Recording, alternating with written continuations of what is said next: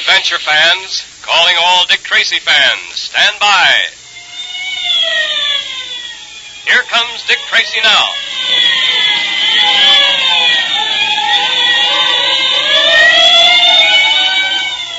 This electrically transcribed series of thrilling Dick Tracy adventures is brought to you by Quaker Puffed Wheat and Quaker Puffed Rice. Those two different delicious cereals that give you trigger-fast energy because they're shot from guns.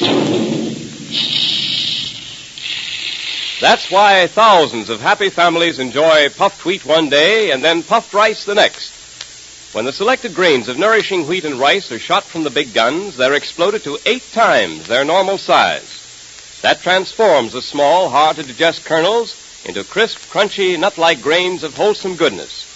All their food energy is retained, but now they're specially easy to digest. You get the trigger-fast food energy you need to be keen and fit like Dick Tracy in breakfast that tastes like a million. Make breakfast more fun for the whole family. Ask Mother now to get you some Quaker Puffed Wheat and Quaker Puffed Rice from the grocer that displays the Dick Tracy headquarters sign. Junior has captured the Purple Rider and is returning to Pitchblende with him and several members of Kyle's gang who are the Rider's prisoners. Meanwhile, Dick Tracy and Pat, en route to the Rider's hideout, meet Junior and his prisoners coming back. When Tracy asked the Purple Rider to unmask himself, the Rider wheeled his horse toward a dangerous cliff, leaped the cliff to the other side with Tracy after him. Dick lassoed the escaping Rider and pulled him from his horse. As Dick rode up to the Rider, the hooded mystery man pulled a gun on the detective and... I warn you, Rider, don't shoot. And I warn you, Tracy, not to interfere with me. You didn't heed that warning. All right, I've got you covered now, and I'm not wasting time. The gun backfired. Well, your hood saved you from a bad wound, I imagine. Here, let's get that hood off you and see what damage has been done. There. Old Man Weir. So you're the Purple Rider. That's right, Tracy. Now you know. That gun gave you some bad burns when it backfired. Well, tell me, why did you attempt all this? Someone had to do it. None of those miners down in Pitchblende dared put up a fight, and I was as cowardly as the rest until Kyle's men beat me up the way they did. After that, I swore I'd get Kyle, and I would have. If it hadn't been for you. Well, a lucky thing I did stop you. Or you might have been wanted for murder this time, Weir. Well, that wouldn't have bothered me. I had to get Kyle out of the way. That's my job. A job I intend to do lawfully. So you're the Purple Rider, huh? Old Man Weir. I didn't think you'd really pull the trigger of that gun. If it hadn't backfired, I'm afraid I wouldn't be here now. I shouldn't have done it. I was crazy, I guess. All I knew at the moment was I had to get away. I couldn't let you take me. Well, you got me now. Yes, and I think we better get you down to Pitchblende as quickly as possible. You'll need first aid for those burns. I'll say this, whether you believe it or not. If I had hurt you, and if that gun hadn't backfired, I would never have forgiven myself. Oh, Dick! Dick! Everything all right? Yes, Pat. Look here. Meet me at the base of this cliff. You stay on your side, and I'll stay over here until we get to the bottom. No sense risking our necks trying to cross again. Okay. See you down below.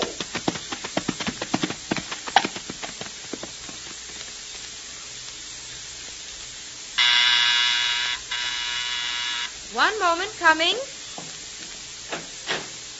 Miss Trueheart? Yes? You don't know me, but may I come in? It's important that I have a word with you. Certainly. Please come in. Thank you. Yes? My name is Shelby, Professor Acton Shelby. Professor Shelby. Yes, Professor? Miss Trueheart, I need your help and the help of your fiancé, Dick Tracy. Well, Mr. Tracy is away now. He's handling a case in Pitchblende in the Yukon. Yes, I know that, and that's why I've come to you. Miss Trueheart, you've got to prevail on Mr. Tracy to come back to the city at once. Perhaps you'd better explain what this is all about, Professor. Miss Trueheart, my life is in danger. Oh, just what do you mean? I can't tell you too much now. All I can tell you is that I have invented something of incredible value. And because of that, my life is in danger. You mean there's someone who's trying to take your invention away from you? Yes. Well, who is this person? Miss Trueheart, have you ever heard of the brain? The brain? It's evident that you have not. I will tell you about him. The brain, Miss Trueheart, is as ruthless as he is clever. Diabolically clever. There's nothing he cannot get his hands on if he wants it badly enough. And he does want my new invention. Have you gone to the police about this? Miss Trueheart, if anyone is to protect me, if anyone is to save my invention for humanity, it must be only one person. And that person is Dick Tracy. I see. Well, I'll try to help you. How quickly can you get in touch with him? I'm afraid that would take a few days, Professor. You see, he's living in the primitive mining town now. There are no telegraph offices and no telephones. The best I can do is to write him a letter and explain your situation. Then I beg you do that. Tell him to come back just as quickly as he can. I'll try to hold out against the brain until he gets here. But I must have his help. No one else will do. I understand.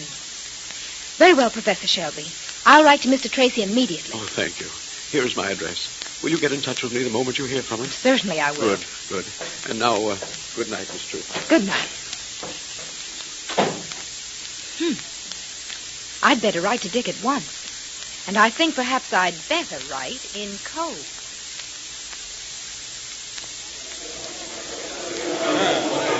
All right, men, quiet, please. Quiet. Boys, I've asked you to meet me here tonight because there are a few things I have to say to you. Go ahead, Mr. Tracy. We're listening. All right, I won't waste words. I've been here in Pitchblende for some time now, and I've been doing all I can to free you from the vicious grip that Vernon Kyle has upon you and this town. But, boys, you haven't done your share. In my work here, I've run into obstacles I never expected to encounter. And many of those obstacles have been put there by you yourselves. Now, hold on, Mr. Tracy. We don't know what you're talking about. We're for you, not against you. Yes, I know that, boys. But you're for me in what I might call a negative way. There's only one way to rid this country of Vernon Kyle. Yeah, what's that, Tracy? You boys must find the courage to stand up in court and testify against him. Kyle has threatened and terrorized you into signing away over 50% of your claims. Those who have offered resistance have been beaten. Several have been killed. And still, we haven't the evidence to convict Kyle. All because you boys here, who can supply that evidence, are afraid to appear in a court of law and tell what you know.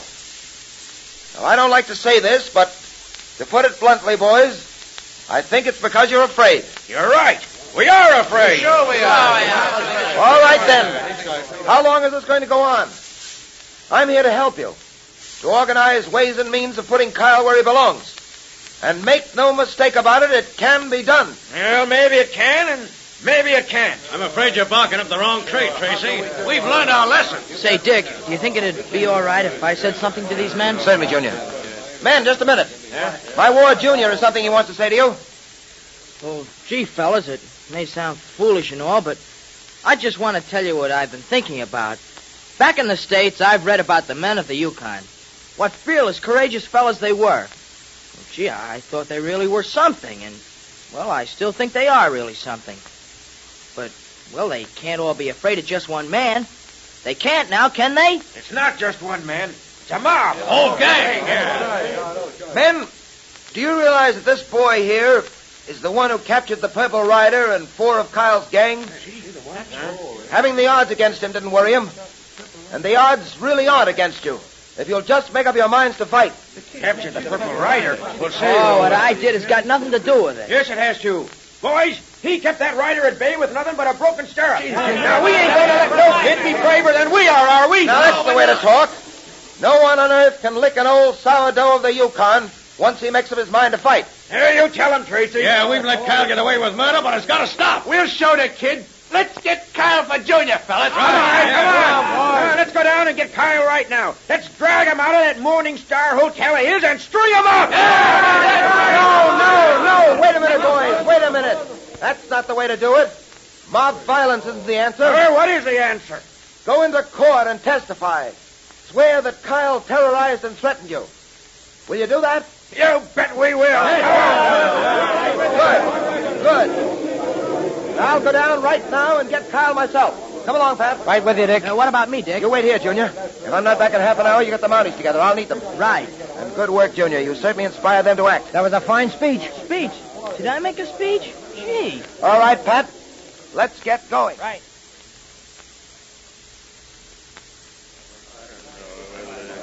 Hey, shut up, you guys. Kyle wants to say something. Boys, we're getting out of Pitchblende. Pulling out? You don't mean it. You don't mean we're pulling stakes and clearing out. Yeah, that's just what I do mean. But you got things sewed up in this town, I Kyle. mean, I had them sewed up. This place is getting a little too hot for us, boys. Tracy got you worried, Kyle? Well, he's out to get us. I'm not so sure now that he can't do it. Those miners are having another meeting tonight. Yeah, and there was a time when they'd be scared to have a meeting. Well, what we'll do is clear out. Lay low for a while. We got plenty of money. Well, I'm sick of this burg myself anyway. When do we leave? As soon as I give the word. There are a couple of things I want to clear up before we do leave. What kind of thing? Well, for one thing, there's the bank. What about the bank? That's where the miners keep all their money, ain't it? There's a good $50,000 or $60,000 waiting in that bank for the first taker. Yeah, and we're going to take it. You mean a stick-up? I mean a stick-up. We're going to do that tomorrow night. Now, there's one other thing. Yeah? Tracy. I'm going to get Tracy if it's the last thing I do. He's been the cause of all this trouble. He's the guy that forced me out of Pitchblende. Nobody does that to burn Kyle and get away with it. Hello, boss. I got something for you. Yeah, what is it, Chuck? I was just down at the post office getting the mail, and I happened to see this letter addressed to Tracy. Oh. I slipped it in my pocket when the postmaster wasn't looking. Yeah. A letter, huh? Return address, Tess Trueheart, 19 Grove Street. Yeah. Say, maybe we better have a look at this. What will happen now? With Tracy on his way to arrest Kyle and Kyle vowing vengeance against the great detective, almost anything can happen. And what about that intercepted letter from Tess Trueheart?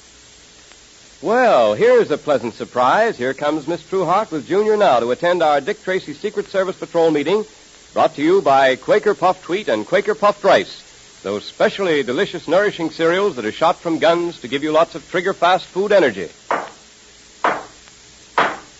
The meeting will now come to order, and today we're all happy to have Miss Tess Trueheart, president of our National Girls Division, with us. Thank you, Junior. I just had to be here on official patrol badge day. Say, wasn't it a great sight to see all the patrol members wearing their badges at the same time? It was thrilling, Junior. And didn't the new Girls Division badges look smart? Well, they certainly did, Miss Trueheart. But the most impressive thing was to see what exceptionally fine boys and girls we have in the patrol. Yes, and to see how many swell fellas and girls belong to the patrol. It looked as though every real, wide-awake, adventure-loving boy and girl in the country was a member. Well, hundreds of thousands of them do belong to the patrol, but there are thousands who haven't joined yet. And Dick Tracy wants every courageous, red-blooded boy and girl who stands for law and order to be a member of his patrol. You bet.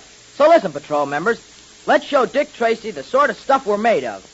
Let's get all our friends to join the patrol now. And if you aren't a member of the Dick Tracy Secret Service Patrol or the National Girls Division, join now. Be one of the fine boys or girls that Dick Tracy is so proud of. You know, it's very easy to join. There are probably some of those famous red and blue packages of Quaker Puffed Wheat or Quaker Puffed Rice in your pantry right now. Now, just tear off the top panel that says, 3 wrappings guard its crispness. And then print your name and address on a plain piece of paper, and also print the word boy if you're a boy, or girls division if you're a girl, at the top of the page. Put it in an envelope with 2 Quaker Puffed Wheat or Quaker Puffed Rice box tops, or one of each, and mail it to Dick Tracy, Box L, Chicago. Now, if there isn't any Quaker Puffed Wheat or Quaker Puffed Rice in the pantry now, ask Mother to get you a package of each at the grocer's right away. Remember, those 2 delicious cereals are shot from guns to give you lots of trigger-fast food energy.